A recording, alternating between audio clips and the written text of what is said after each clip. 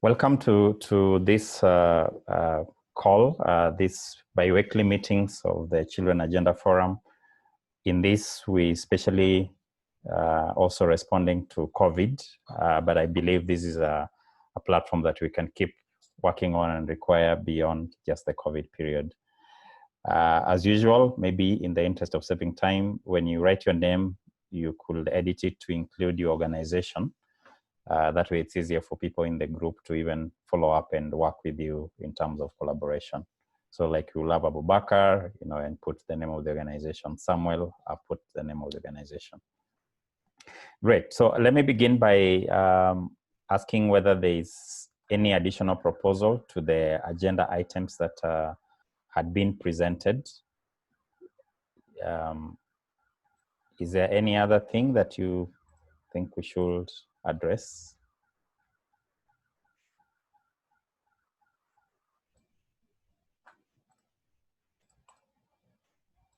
Okay. I believe the silence means we are okay with the proposal as it is, and so we can proceed with that. Let me share my screen because there were 3 agenda items, and we are going to. I will share some information that have come from other partners,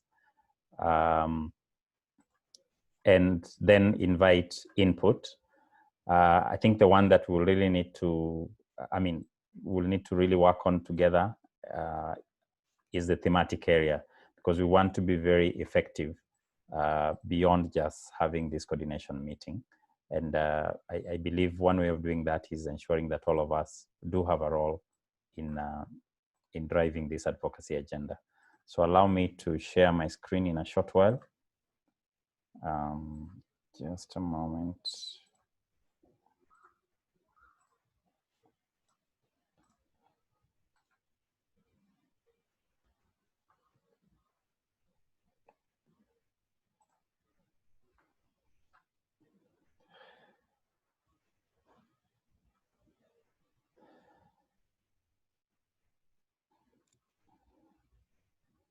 I hope it will get the right screen.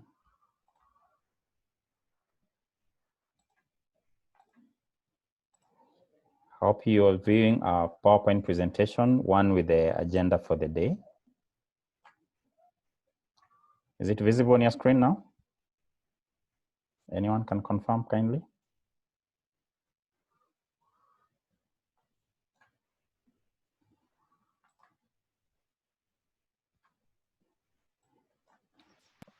The agenda is visible. Okay, great. I need to learn how to navigate one more thing here, because I need to see who else is trying to join, but I don't leave them out.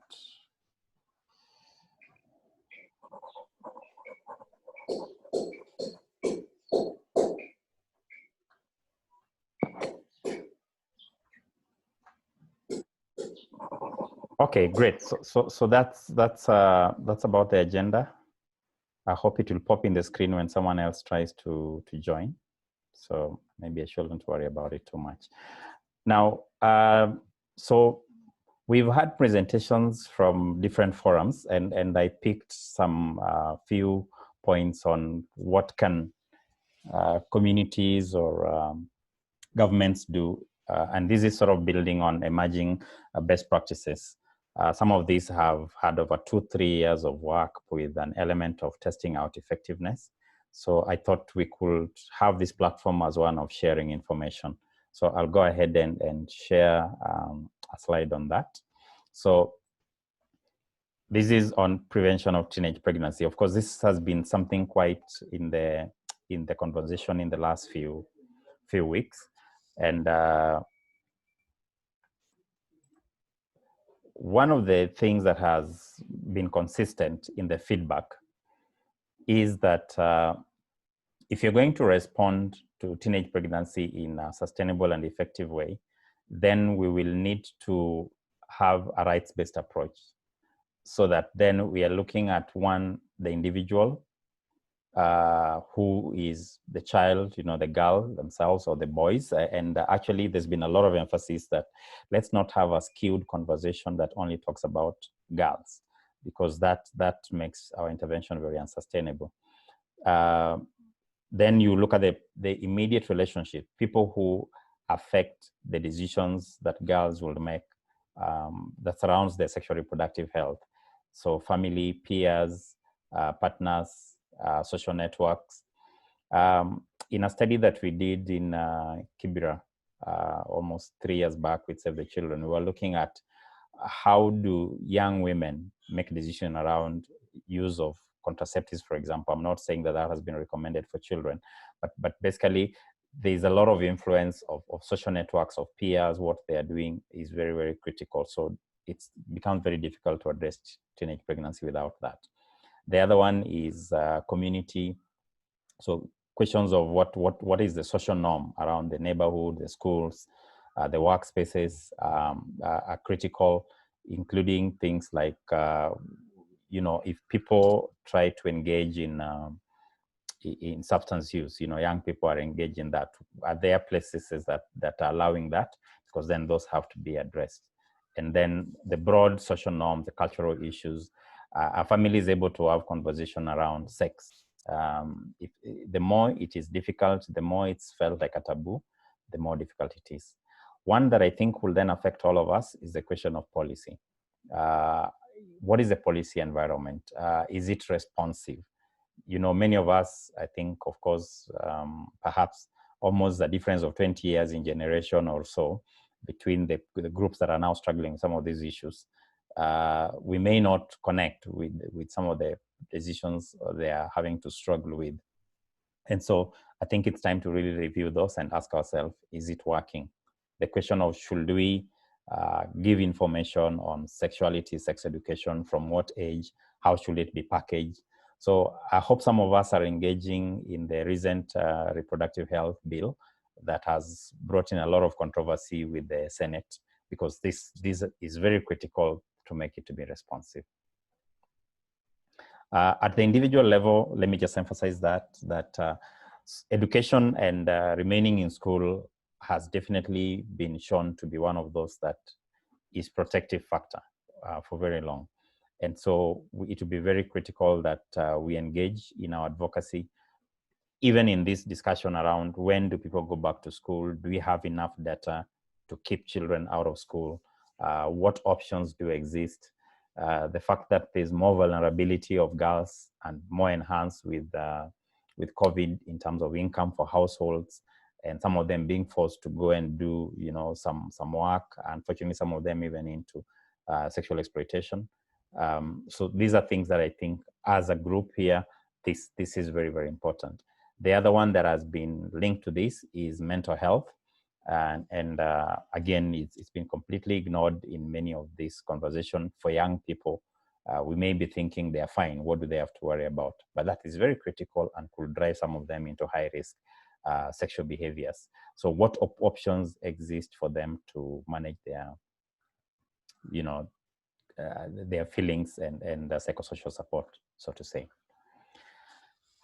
I just had 2 slides on this, so shouldn't hope it wouldn't bore you. Now, this group here attempted to break down the particular interventions by the client category. So when it comes to what can you do with adolescents and boys and girls between 9 to 14, 15 to 19, of course, the age difference is important to think about, because a child who is 9 really thinks quite differently from the one who is 15. And here some of the proposed things is positive parenting. So engaging in a parenting model that that allows a parenting model that empowers parents to be able to support their adolescent, having curriculum. And this is why I really hope those of us here can engage more in this conversation. Then we do have father-child dialogue. The space of fatherhood has been shown over the last 30, 40 years to be very critical. in building confidence, especially among girls. So I think that is something that we cannot ignore, and we should be able to engage in more. There is a group that has worked with what they call Pillars of Hope. So providing some sort of support groups and peer support for girls, especially those who've been sexually exploited. So the GBV programs, because again, when they know I'm not alone in this, it helps them in coping. And in fact, overall, I think one of the conversations that is missing in our country is how do you support girls who already have had teenage pregnancy?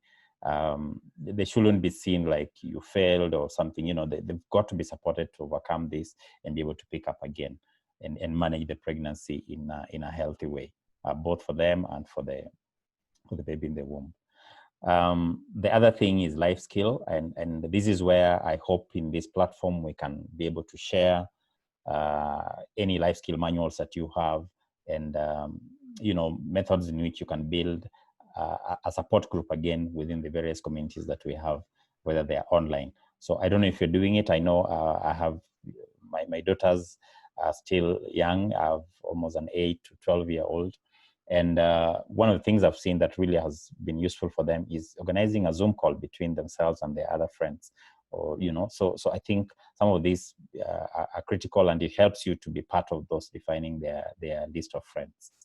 Then rescue and shelter, legal, health, and counseling, almost standard programs we've usually had. And this is where we need to ask ourselves, are we able to still provide these services? Is there any challenge in access? Cognitive behavior therapy, counseling, improving mental health, education support also become critical. As much as they're not in school now, some of them are already worried what will happen when I go back to school. So we need to be able to map this kind of groups and support them.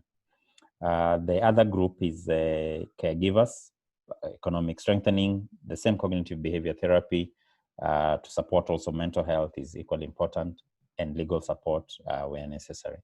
At the community level, there are modules that have been done, like the SASA. If you need, I can consult the particular group and see if they can share. But basically, a model of community action groups. We need to be able to support community level groups to be more engaged in this process, rather than some NGOs only from a national level. Having radio programs and engaging even in social media, I want to say, will be very critical. Lastly is the government structures. The names here are overall because this presentation was done in multiple countries. So ministries that are in charge of women affairs, in charge of children and social development, the police, how they receive cases become very, very critical.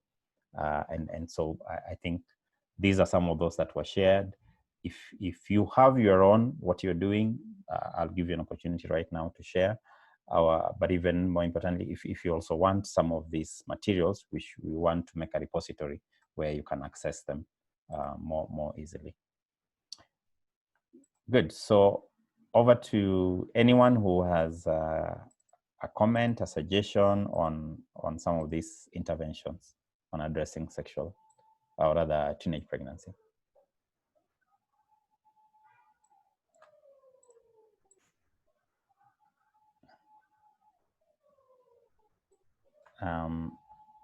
I think, should I stop sharing so that I can see the screen? Okay, good, yeah. Any hands up? Anyone wants to add something to it? See, there's a chat. Abubakar, I see you said something from Raising Winners Youth Empowerment Initiative in Kilifi. Good. Abubakar, it's good to have you here. Do you mind any input on the addressing teenage pregnancy? I know Kilifi is one of those places that even before COVID, there were concerns. Did we have about 400 children or something about 2 years back in Kilifi who were reported pregnant during exam time? Abubakar, do you want to say anything? Oh, it seems to have left. Okay.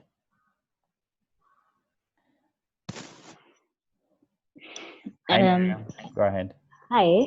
Yes, Miriam. So I think we can start by mapping who is doing what in terms of teenage pregnancies and reproductive health from the Children's Agenda Forum, and then we see what is not being done and who can take up that responsibility. Because I think for us as CCA, what we've come across is dealing with children at the rescue centers. So children who've gone through the juvenile justice system and are pregnant, and those are the ones who we have been able to come in contact with and interacted with, and the numbers are not many. I see. Yeah. Are they expectant while out or within the institution? Within the institution. So some give birth in the institution. Okay. And some sometimes are reintegrated within that 9 months period. Okay. Yes. Is there any intervention so far you are doing in terms of prevention?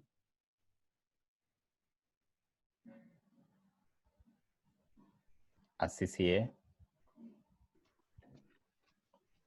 In terms of prevention, we don't have any projects or strategies we are implementing. So as we are dealing now with the aftermath. Okay. Thank you. Do you think some of the things we've shared here can be borrowed to be implemented in that? Yeah, I do, especially in terms of life skills. Okay. And forming support groups for them, and also offering parental classes. I think those are some of the things we might be able to implement. Okay.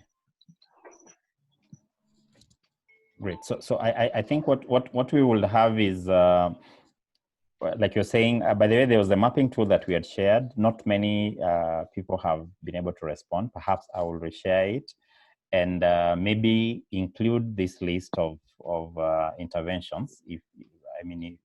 Feel free to guide me. But I'm looking at some list of interventions that we can add in there so people can say, this one I am doing, this one I'm not doing. That way we can see which intervention is being used more and which one is not being used. So maybe I will add this as a component and Yes. allows you to also see who is doing a similar thing. Yes. Okay, great. Anyone want to add? Hi, Irene. Yeah, my name is Irene from Challenge Network of Kenya. I have a question, not a comment. Okay. I wanted to ask about anything that is happening to women with disabilities who are in school and falling pregnant, like the girls who are mentally challenged and the girls who are hearing impaired, maybe visually impaired or physically challenged. Like if we have anything or anyone doing anything on behalf of them, because we actually deal with people with disabilities, but not about teenage pregnancy. So it's what I was asking, because I don't think that the data that we've seen maybe including the children with disabilities who are getting pregnant, because some of them are people who are not able to speak for themselves, and things like those. Wow, that's a very critical group you're raising. In this group, anyone handling that? I know usually there's Dennis who is doing some work on persons with children with disability. Maybe if he was here, he will respond. From my desk, I'm not aware.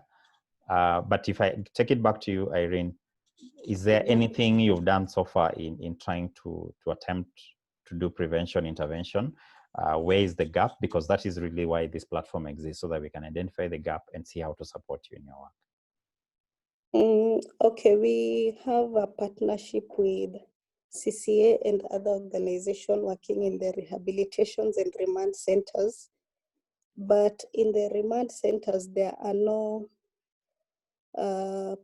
children with disabilities who are affected with pregnancy at the moment, but I'm not really sure, unless maybe other things. So what we are doing is education and life skills, but at the moment, I hear that the number of children with disabilities affected is high, but personally, we have not seen them, so we have not done anything yet.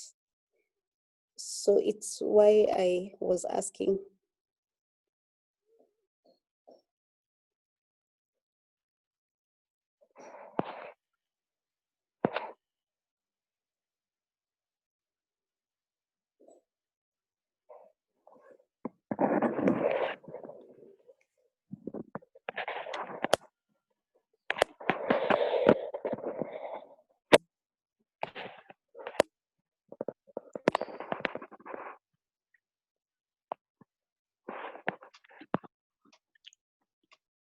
Sam, we can't hear you. Oh, You're sorry. muted. Oh. Sorry. I was asking you, Martin, if you wanted to add anything to Irene's comment. Okay. We have not dealt with any child with disability who is expectant. But whenever we get such cases, what we do is that we refer them to, if they are still within the, let's say they have been committed for some time, we refer them to the probation department, which can now send them to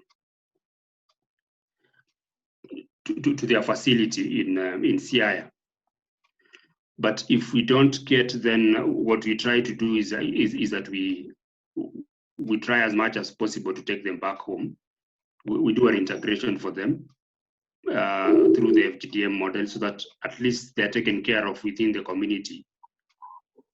Because the facilities that we are working in don't have that capacity to take care of expectant mothers and also mothers with children, and in this case teenage mothers. So we make sure that at least they have exited that institution, because also we like to avoid the issue of the other children seeing that it is okay to have a child and still being taken care of within this same facility. Okay. So we try as much as possible to connect them back home, even when they're expectant. If it is noticed in good time, they are taken back. Okay. Maybe what about prevention? Is there any life skill program being done within the institutions? Because this I can take up to the NCAJ committee.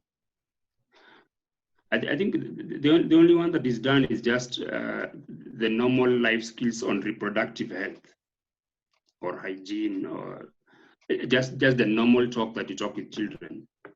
But basically, it's not a huge program that has been set up, because even these days you don't have. A few years ago, we had MISA that was coming into the institution specifically for that. We had Miss Coach from Korogocho that were doing that. And also we had Lekezole too, and then also Youth Alive Kenya that were doing the reproductive health. Specifically, they had projects for that. But nowadays, you don't have any organization that is doing that within the institution. So even when you are integrating a child, we make sure that we inform the family members that we are bringing this child and we are asking it to be a safety net, not just because we don't want them to get into the justice system, but also to avoid them getting pregnant at an early age. So that can be like what we do, I would say. Thank you. Thank you. So I think in a sustainable way, if groups like MISA and Pentecostal, you've mentioned, develop certain materials that can be used for capacity building, then we will, from our human rights and public financing model, maybe engage with NCAJ and ensure that there are facilitators who are positioned to do this continuously. Yes. or the various caregivers within the institutions can Yeah. continuously give this support using a standardized manual. So maybe we can Sure, take that sure. as the advocacy issue. And the fact that Yeah. me and you work very closely with them in this project, I think let's take it up as something we All do. right, all right, Okay. great. Okay, great. If there's no anything else, allow me to quickly run us through another brief presentation on budget advocacy. Like we're already saying, it requires funding for some of these things to be sustained. So I think it's very critical that we have clear way of having influence on the funding. So I'll share my screen.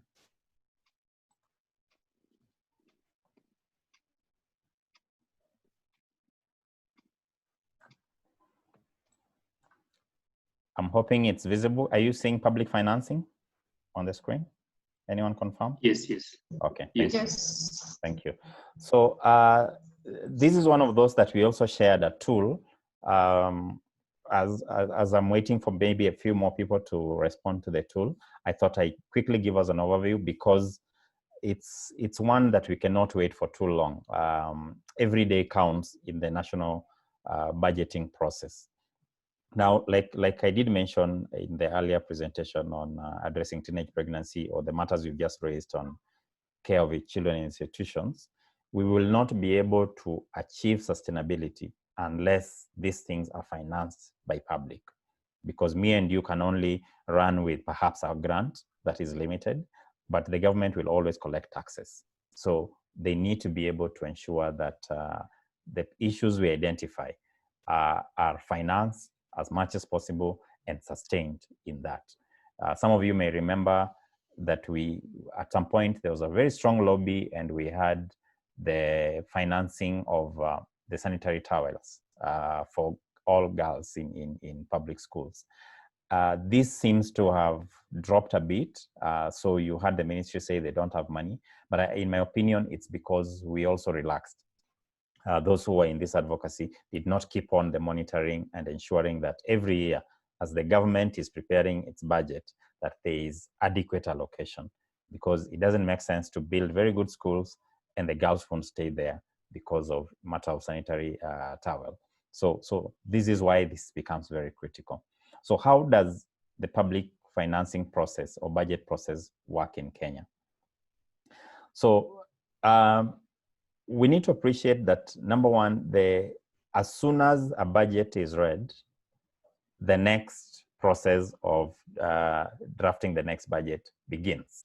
So this is a lifetime career. It's not those that you engage in during some months and walk away. So I will actually encourage that all our organizations should have a point person who is engaged in public financing, and whatever issue you are doing, be able to see how much is being allocated, which of the government departments that have responsibility on delivering the service that you work with that do have that a fair allocation of what they require.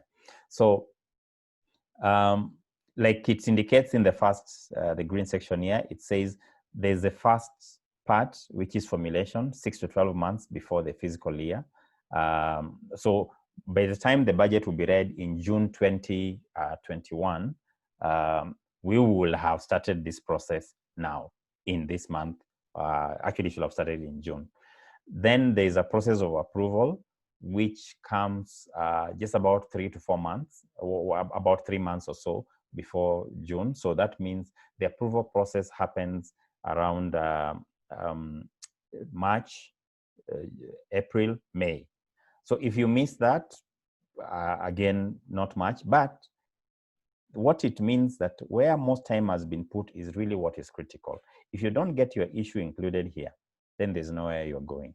This part is just approval. Actually, there's very little you can change when the budget is already in parliament. You have to have much more resource for advocacy to get things changed in this point. Then after that, the budgeting process goes into execution. You have 12 months in which budget is spent. So now that budget was approved between July and next year, May, we will be into the spending period. But remember one thing, the IFMIS usually almost closes down during this month of July to almost September. This is why you're finding a lot of discrepancy where counties say we can't spend the money. Because if then you take away almost July, August, September, 3 months out of the 12, then they're only left with 9 months. So this is again where our role in monitoring and making sure that governments, the national government sends to the county government the money that is required is very, very critical. Otherwise, again, our effort in making sure that the budget allocation is adequate, that will not work. Then there's a bit of evaluating the budget, which again is a continuous process, but 6 months, the moment you've started it, and auditing, once it's happened, then there's a whole process of evaluation and auditing. Let me again emphasize that we really need to engage in this period, and that this period begins from June to about November, December. After that, there's very little you can do to influence and change what has been put there. Yes, you can, but it will take you much more effort. Then we have a role in ensuring that there is good spending, and I think that is very critical. I'll give you a good example. We realize that the National Council for Children's Services has often received very little budget, about 45 to 48 million shillings per year. It's definitely not enough. Their budget should run to about 500 million. Now, you find other government agencies, I know this can be controversial, but the Child Welfare Society, for example, is hitting almost 2 billion Kenyan shillings. Why? Part of this is positioning themselves properly. Part of it is being able to demonstrate what are you going to do with that. So when you look at the NCCS budgeting, they have been put almost not even as a department, but like a section within the Department for Children's Services. So again, where you are is really, really important. So we need to make sure that the agencies we are working with, if you're working with probation, if you're working with prisons, or whoever you're working with, are properly positioned to be able to advocate for their budget. Some of the documents that will be very critical in doing this is the county annual development plan. This, again, is usually done immediately after elections because, again, most of it go with a 5-year cycle. But most counties, of course, will do a review every other 1 year. So this is where the period between now and September is an opportunity for us to ensure to go back to the CADP, look at it, look at the ADP, which is the annual development plan. So it's extracted from the CADP, and that helps you then to do what will be funded in the current year. So that is translated into the county fiscal strategy paper.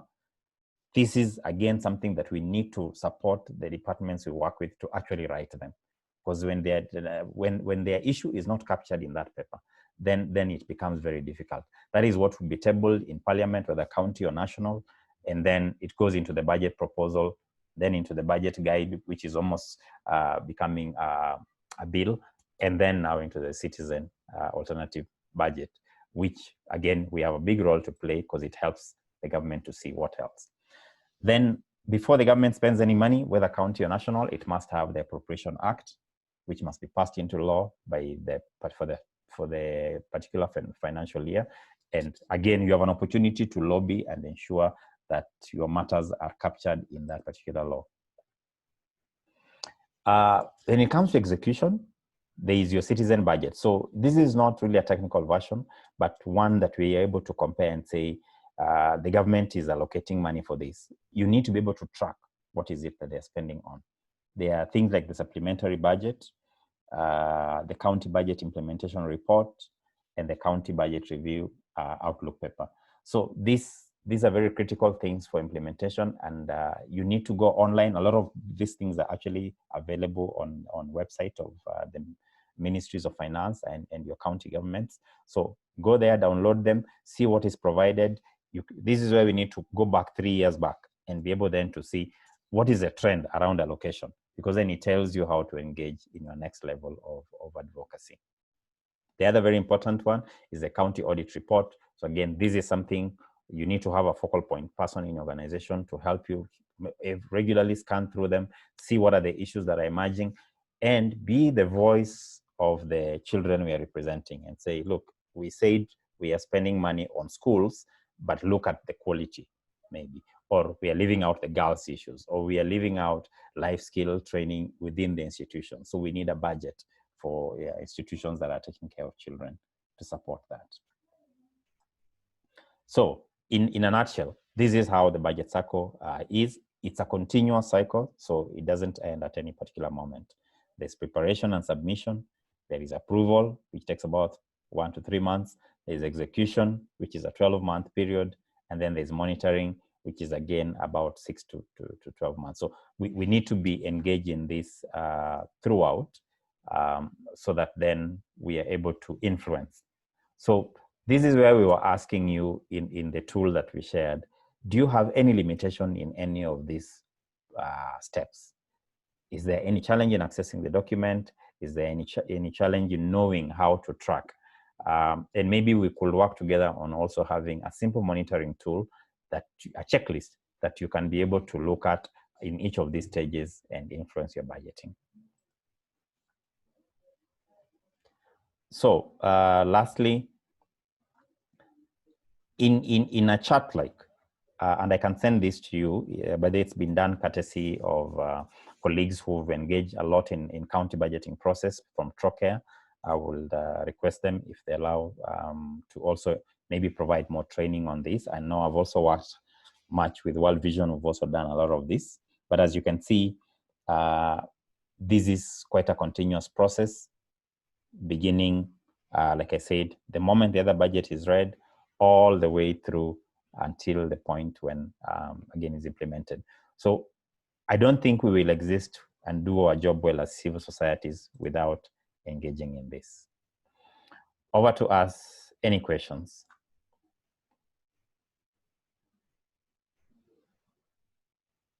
Any additions? I'm not necessarily also a budget expert, but I've been given this courtesy of others who engage daily, but feel free to ask or build each other's knowledge. And now, if you didn't complete the tool that we were asking, what is your gap on budget process? Again, you can look at this and be able to respond accordingly. And like we said, we will organize a series of trainings that will be purely focused on this. If you're ready to speak, feel free to unmute and speak. Hope it's adding value in any way.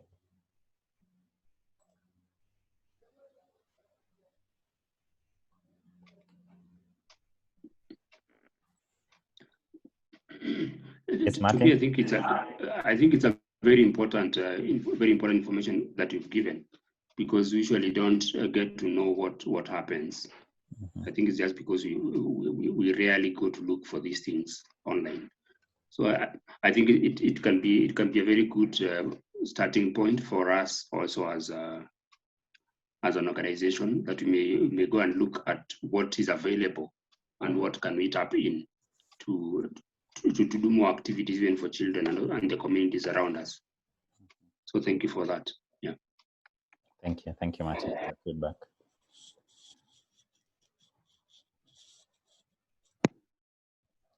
Anyone else? Some suggestion on how to turn this into next step, other than I will recirculate the tool on mapping out your capacities. That will just help us see where to emphasize more of the training content. And then we will give out a calendar of a training. It could be 1-2 hours, and it will not be mixed with this meeting. It will be purely a training process that will give us tools also. Any other suggestion? Any other thoughts?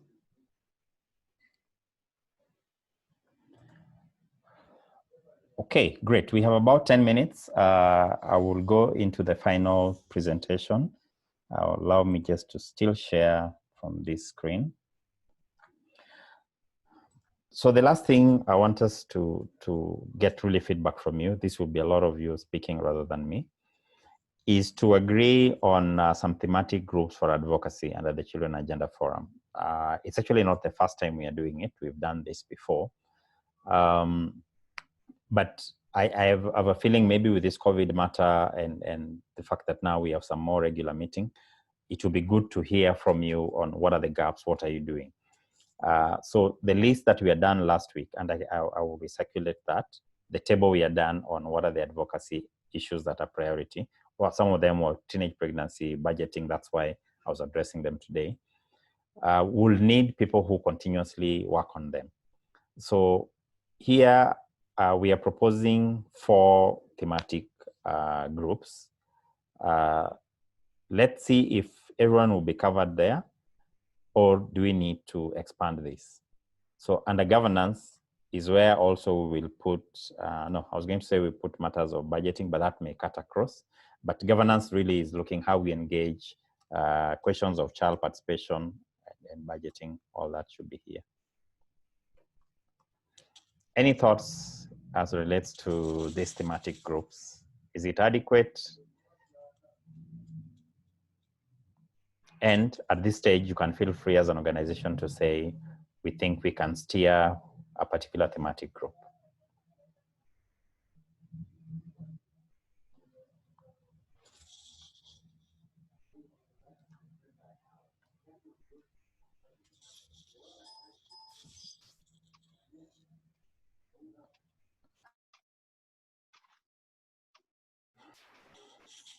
Go ahead, Martin. Your thoughts? I think for us, we can be in the child protection, which also includes the access to justice for children.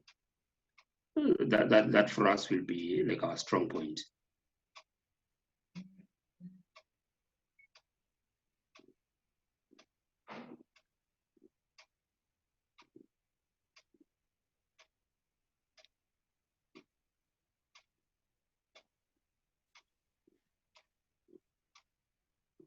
Samuel, you're muted.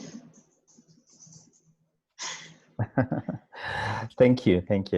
Yeah, so I was saying I will put my organization AICS under governance issues. Okay. Any other group? Hi, Sam. Sorry, Yes. I've been late. We would also be in child protection. Okay. In child protection. Ask Kelly.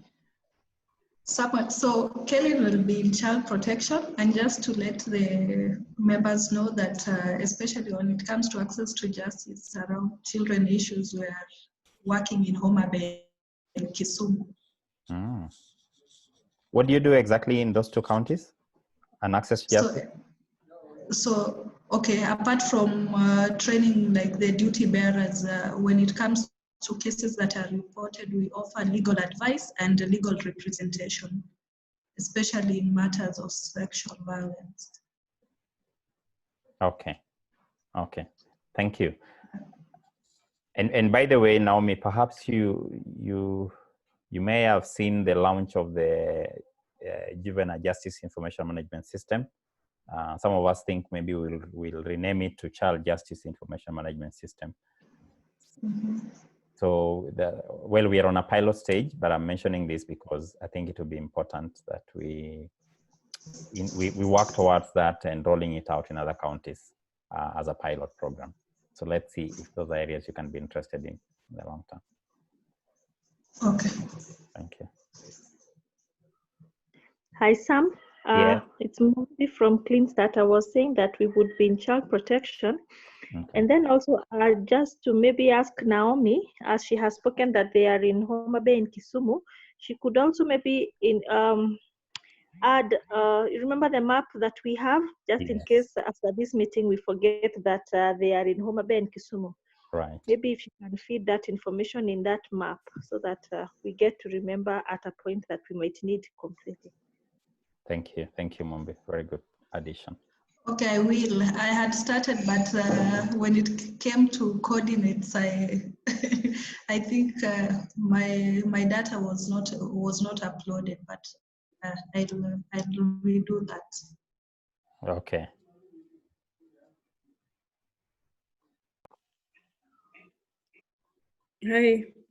Hi. Okay, our group should be in children and education, but not really training the children, but we will be training the teachers on inclusive education. And this is, remind me? Challenge Network Kenya. Irene. Yes. Irene Bundi, Challenge Network of Kenya. Okay. Thank you. The challenge, it has a D at the end. Or challenged, this one? Yeah. Okay. Yeah. Thank you. But the education is training teachers on inclusive education, not training the children. The children, yes. That's okay. And you see, being an advocacy network, we'll be looking also upon you to be able to identify the gaps, like you were already saying earlier on in the conversation. What are we doing with children with disability? So that when the teenage pregnancy discussion is happening in the country on and access to education, should schools reopen, we will want your feedback on what exactly are you observing, so that we can address that. So thank you, Erin. Okay. Any other input on this? So, but overall, do you guys feel that this is the 4 pillars will be fine? I think, is there anything we've left out that will require its own pillar?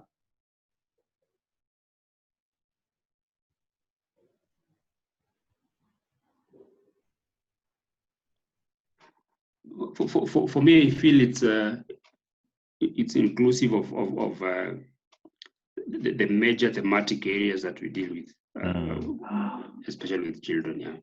Okay. Yeah. Thank you. Thank you.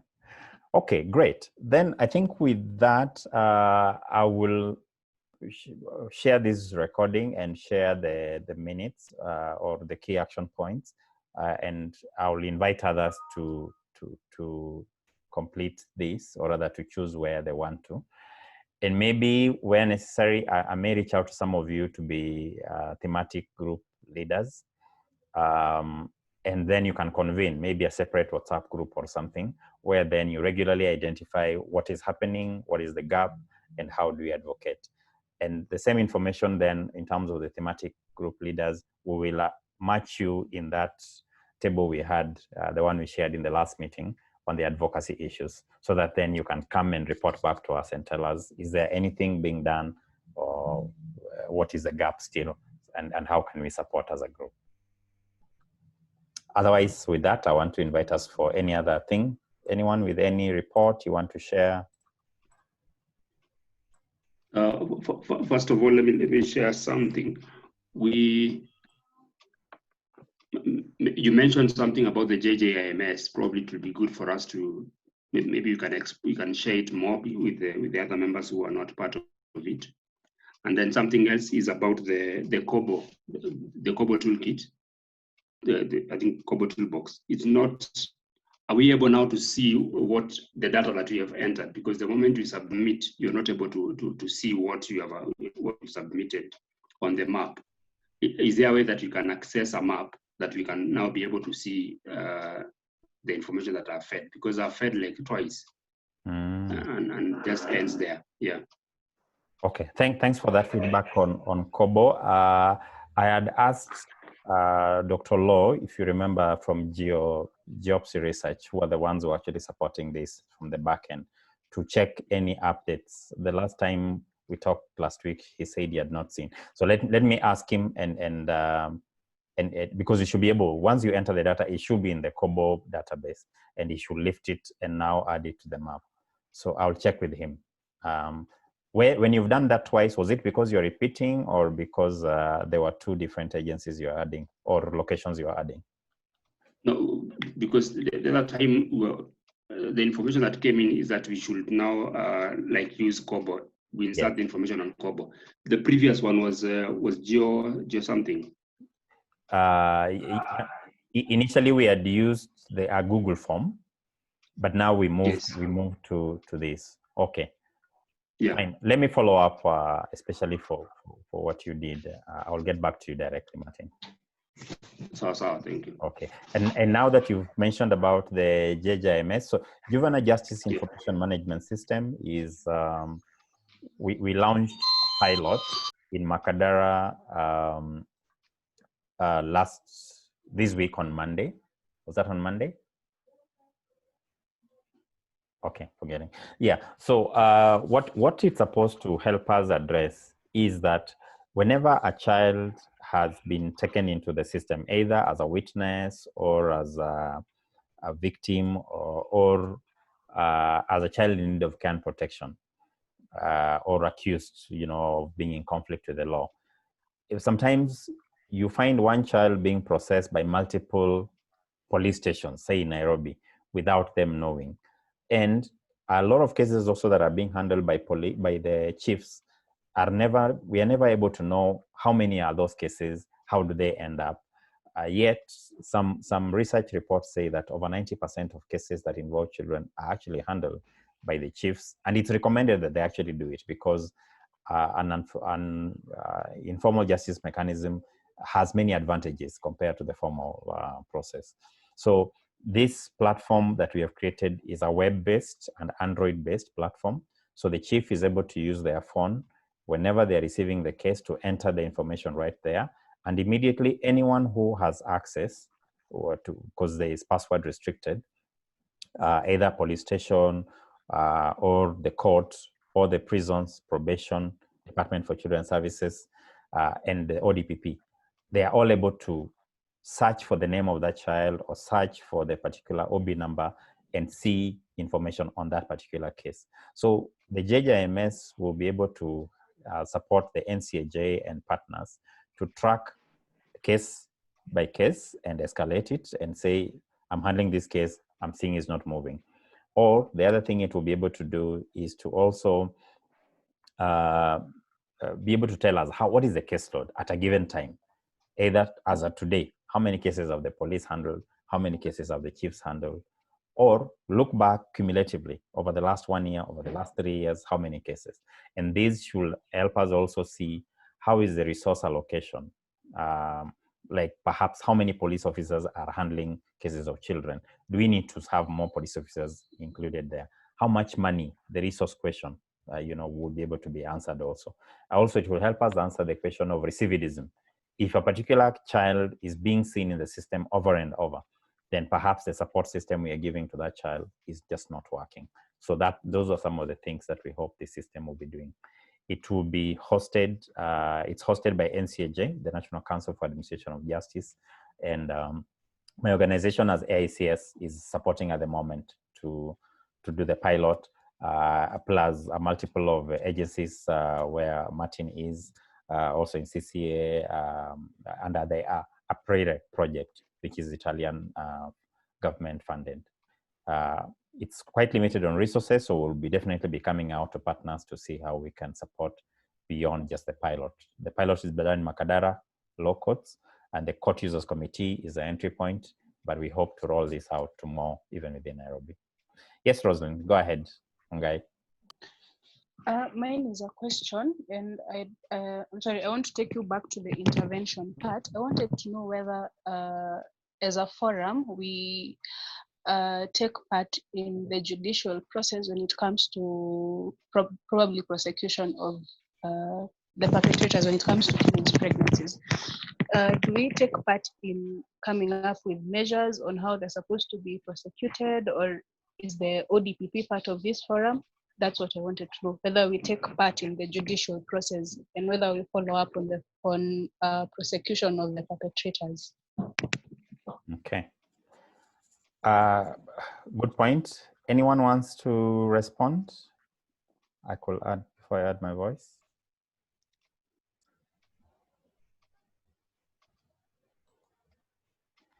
Okay, I could go first. Okay, Martin, go ahead. Martin, go ahead. No, no, I don't have a point. Okay, I'm just listening. Okay, yes. Fine. So, Rosalind, yes, we are. I will say that because I will give you an example. I don't know whether you are part of this other WhatsApp group called Forum for the African Child. No, I'm not part of it. Oh, okay. So that forum has been in existence since 2015. And people are not there because they represent agencies. They are there because they are Kenyans with interest. So we have judges there, we have magistrates, we have police, we have the boss of CID, Child Protection Unit, we have the Department for Children's Services, a lot of officers. I think the director used to be there, but he left. What that group has often done is, if you have a particular case where there is sexual exploitation, the girl has been pregnant, and there seems to be an attempt to beat down the justice mechanism, if you report to us, there's usually a very quick response. The person from ODPP who is in charge of children usually also picks up some of these matters. So, and we've worked very well as civil society and the government team in that platform. And yes, I've seen cases being resolved very quickly.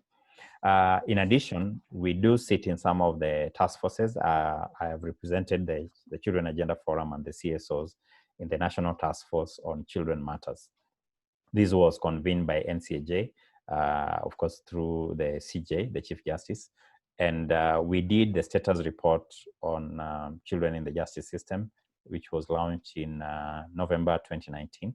It's on the judiciary website. You can download it from there. And so through this kind of platforms, we do have access where we can lobby and request.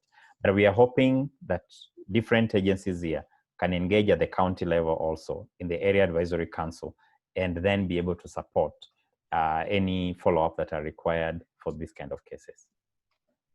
I don't know if I responded to your query, Rosalind.